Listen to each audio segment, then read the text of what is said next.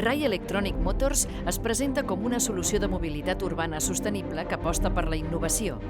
El model Rai 7.7 és un scooter elèctric amb zero emissions en entorns urbans i interurbans. Íñigo Raventós és l'autor de la proposta.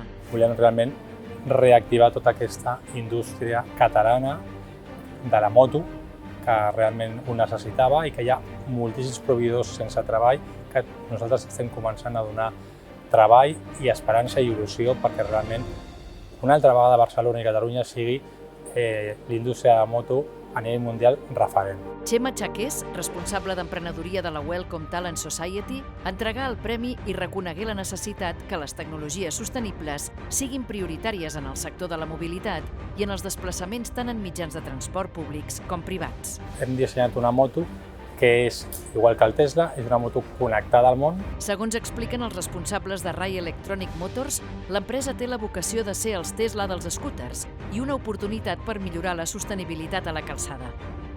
Rai Electronic Motors ha guanyat el Premi Talent Cambra 2020 en mobilitat de forma ex aequo.